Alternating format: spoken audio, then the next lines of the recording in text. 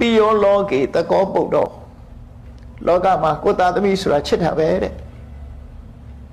သားသမီးတွေမချစ်လို့မဟုတ်သားသမီးကိုချစ်တယ်ပြီးရောလောကေတကောပတိကိုအိမ်တော်ဘက်ကိုလည်းကိုချစ်တာပဲတဲ့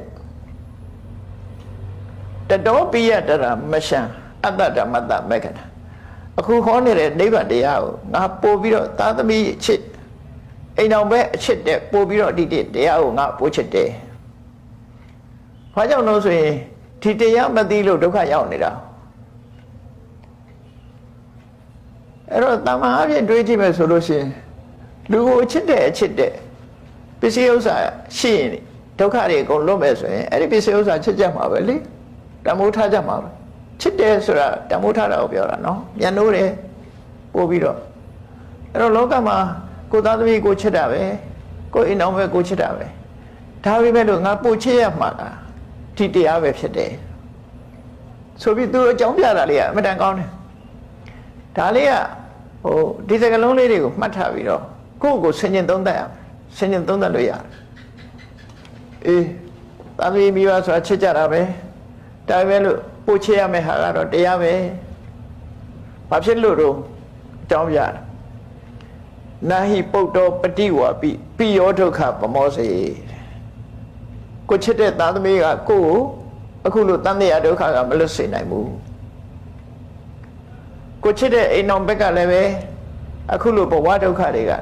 လွတ်အောင်လုပ်မပေးနိုင်ဘူးဘဝဒုက္ခတွေကလွတ်အောင်လုပ်ပေးနိုင်တာဟာယထာတတ္တမသဝနံဒုက္ခမောစေတိပါဏိနာ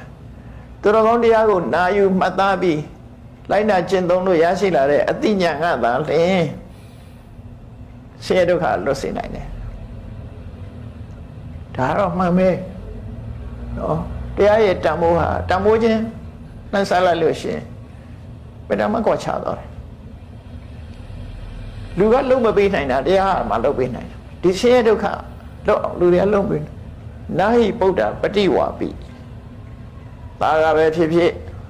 အိမ်တော်ဘက်ကပဲဖြစ်ဖြစ်ပြီးရောကိုချစ်ရတဲ့လူဟာ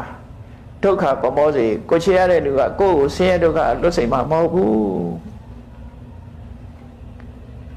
ယထာတရမတဝနံဒုက္ခမောစေတိဒုက္ခမောစေတိပါဏတရားနာခြင်းကဆင်းရဲဒုက္ခကတရားတွေကိုလွတ်မြောက်စေသလိုသူတို့ကလွတ်မြောက်စေနိုင်မှာမဟုတ်ဘူးတရားဓမ္မကသာလွတ်မြောက်စေနိုင်မှာဖြစ်တယ်လောကကြီးဟာဒုက္ခပရိတာ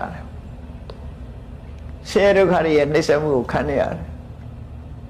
ဘုန်းကြီးတို့တွေကဒုက္ခလေးရောက်တုံးမယ်ဒုက္ခနဲ့អော်ကြတာပြီးတော့တိတ်ပြီးအပြုံးမပြတ်ဘူးအမှတ်မရှိတဲ့လူတွေပေါ့တကယ်ကတော့ဒုက္ခပရိဒအမြဲတမ်းဒုက္ခရောက်နေဒုက္ခဆိုတာရောက်နေတာပဲတန်တရားထဲမှာဖြစ်လာလို့ရှိရင်မသေးသေးဘူးဆိုရင်အိုရမယ်ပြီးရင်နောက်ဆုံးကျတော့သေမယ်အိုခြင်းသေခြင်းဆိုတာကျိန်းသေးပဲနောက်ဆုံးသေခြင်းကကျိန်းသေးပဲအဲ့ဒီကျိန်းသေးလာမဲ့သေခြင်းတရားကလွတ်မြောက်စေနိုင်တာကတော့ဟောဒီတရားကိုသိမှပဲဖြစ်တယ်မြတ်စွာဘုရားဟောတဲ့နိဗ္ဗာန်ကိုသိမှနိဗ္ဗာန်ကိုမျက်မှောက်ပြုနိုင်မှသေခြင်းကလွတ်မယ်လောကကြီးမှာအရေးကြီးဆုံးဟာဒါပဲစီးပွားရေးလဲဒီလောက်ကြီးအရေးမကြီးဘူးနောက်ဆုံးမှာအရေးကြီးဆုံးဟာတရားသိဖို့အရေးကြီးတယ်လို့ဘာလို့လဲဆိုစီးပွားဘလောက်ပြည့်စုံဒုက္ခလွတ်မှာမဟုတ်ဘူးအလောကိုင်းတွေဘလောက်ကောင်းတန်တရားဝဆင်းကလွတ်မှာမဟုတ်ရေရှည်တွေးကြည့်ပေါ့ရှည်တွေးကြည့်တန်တရားဝဆင်းကလွတ်နိုင်တာမဟုတ်ဘူးကိုအဖန်တလဲအိုရတဲ့ဆင်းရဲဒုက္ခဖန်တလဲနာရတဲ့ဆင်းရဲဒုက္ခဖန်တလဲသိရမယ်တန်တရားတွေကဝိဒုက္ခတွေကလွတ်ချင်နေဆိုရင်ဒီတရားမှတပါအခြားမရှိမှတပါအခြားမရှိဒါအဲ့ကြရင်တော့တန်ဖိုးကတက်လာဉာဏ်ထဲမှာဘယ်ဟာအရေးကြီးဆုံးလို့ဆိုရွေးချယ်ရမှာဖြစ်တယ်